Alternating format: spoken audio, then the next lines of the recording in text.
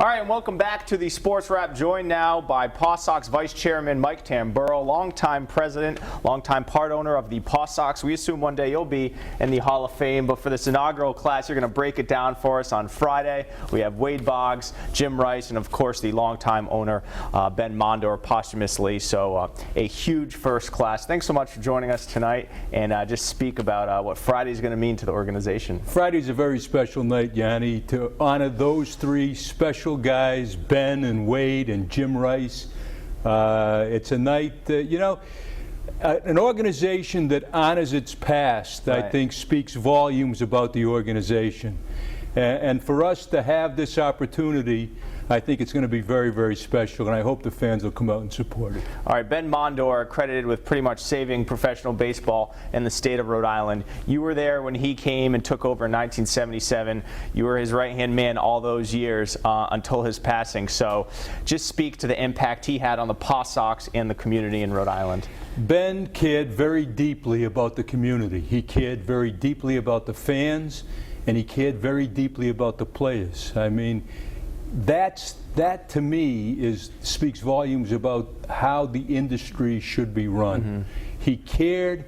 He cared so deeply about doing things right for the ball club, doing things right for the community, and he had an infectious way.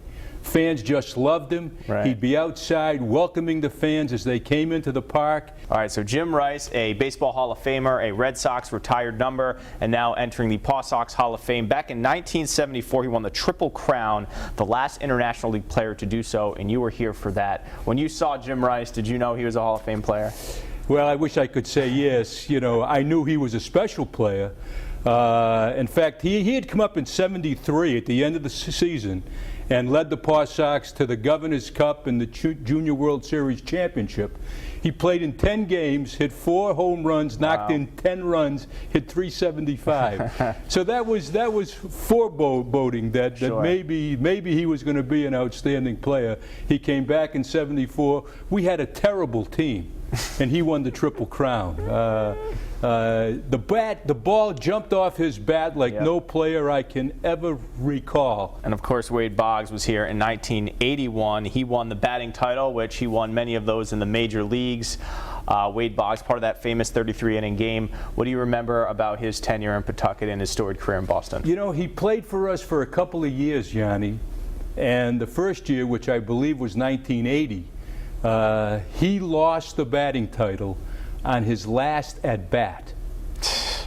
He lost the batting title by 3 1/1000ths of a percentage point. The following year worked the opposite way. He sat out the last game, and he won the batting title by 5 1/1000ths of a percentage point. And that's why Boggs was so focused on stats during his career, because he had won and lost such close races for the batting title. Right.